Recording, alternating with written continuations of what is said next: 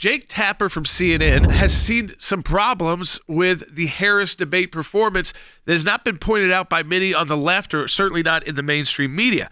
And what he was concerned about is exactly kind of what we were talking about yesterday. Started off with the first question, which is, are you better off today than you were before the Harris-Biden administration? And, it's a pretty easy comparison. Were you better under Trump? Are you better under Harris-Biden and the Biden-Harris administration? And she totally skipped over that, and that was the first question of the night, and the moderators never pushed her. But he's also got a lot of concern that by punting that first question on the economy, that it just kept going. Because, as we said, Will, there was never pushback from the moderators to say, yes, that's wonderful what you just said, but that was not our question. Vice President Harris began the debate by punting the first question on the economy.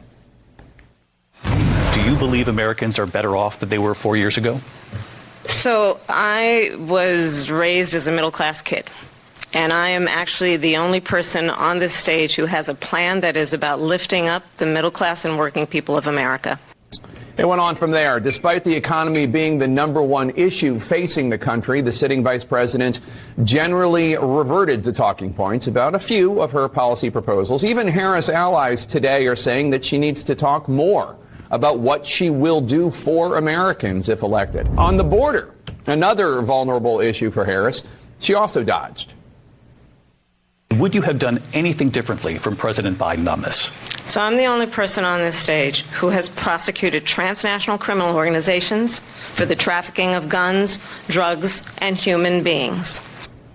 Okay, that wasn't the question. When asked how she would break through the Israel-Hamas war stalemate, Harris said this.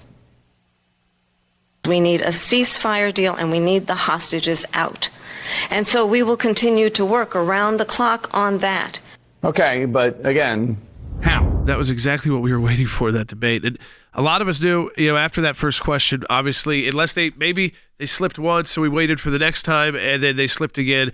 And it was only President Trump who would get the follow-up of, that's not exactly what we wanted. Can you be a little bit more direct? Harris never got that. Jake Tapper, after the dust settled, had a moment of reflection and actually called out Kamala Harris for her debate performance. But this isn't the only thing that CNN has done just this week that seems to show that there may be some discontent within the ranks of the alleged journalists, if you want to call them that. I don't know. Our audience would prefer that I not use that term for them. But those at CNN that would traditionally give Kamala Harris the pass. Aaron Burnett and Andrew Kaczynski from the K-File have done two lengthy segments. Yeah, we spent time on one. On the one on the border wall, just blasting Kamala Harris for her flip-flops and calling out the hypocrisy and basically saying, which Kamala do you believe? So seeing CNN do journalistic work for once is a breath of fresh air. I don't know how long it lasts. We only have less than 2 months till Election Day. What was the second issue? Because I'm sure people missed that this week on CNN too, that they went after. It was a questionnaire she had filled out for the ACLU in 2019 when she was running for president. And it was as far left as you could get about the government services she would be willing to provide to illegal migrants that were detained by the federal government. Yeah, so medical procedures, illegal immigrants all sorts that are of also things. prisoners. Exactly. But it was also a serious problem when they had these focus groups going on, and the focus groups were really in on the issues. And it was very interesting. It is, I'd say, independent voters, which are a key voting bloc when the country is basically divided 50-50. Most people in America who are going to vote already know who they are going to vote for, and nothing could have changed their mind from what happened last night. But there are enough votes still out there that could change the outcome of the election for people who have not yet made up their mind, who are still not sure who they will vote for, or if they will even go vote. Will they request an absentee ballot if they think they're going to be out of town? Will they actually wait in line for an hour or two? But what was found by this focus group, Will, was something I'm sure a lot of people in our audience will be surprised to hear. Even the pollster that conducted this from Malinsky and Partners said that it was shocking seeing what happened with the independent voters in the focus group. There were 7 Democrats, 5 independents, and 5 Republicans. Now, obviously, very small sample size, but when a focus group is chosen, they try to choose people that aren't going to just fulfill their narrative. They're trying to actually pick people that they think will give them insightful data. That's the entire point of these polling firms doing a focus group. And, they do those little knobs, and sometimes on some networks, they'll even show it live during the debate. I know they used to do that, definitely during the Mitt Romney-Obama debate. That was one that was always fascinating because they had the ticker at the bottom, and you'd see the lines go up and down of how people were responding.